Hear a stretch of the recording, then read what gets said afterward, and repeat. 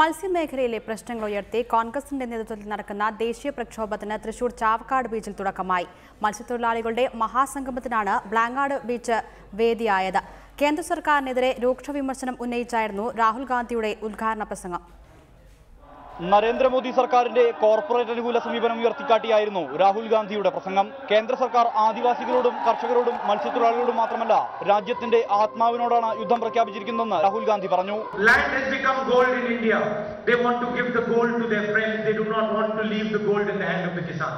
We made a law that would give the benefits of this rise in prices to the farmer, that would allow him to earn from his own land, that would allow him to sell his land and make money to live his dreams. And the NDA wants to destroy the law that protects the Kisan.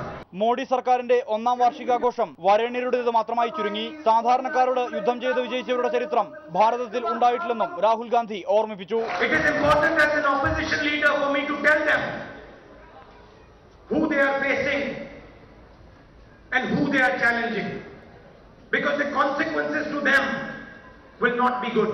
Chavakkad Blangad ബീച്ചിലെ പുനരധിവാസ കോളനിയിലെത്തിയ രാഹുൽ ഗാന്ധി മത്സ്യത്തൊഴിലാളികളുമായി ആശയവിനിമയം നടത്തി. തുടർന്ന് നെഹ്റു സ്മൃതി മണ്ഡപത്തിൽ പുഷ്പാർച്ചനയ്ക്ക് ശേഷമായിരുന്നു മത്സ്യത്തൊഴിലാളി മഹാസംഗമവേദിയിലേക്ക് രാഹുൽ ഗാന്ധി എത്തിയത്.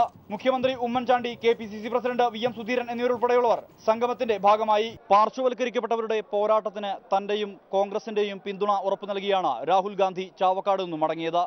Cameraman Shaheer ഗുരുവായൂരിനൊപ്പം സുർജിത്ത് അയ്യപ്പത്ത്, റിപ്പോർട്ടർ, തൃശൂർ.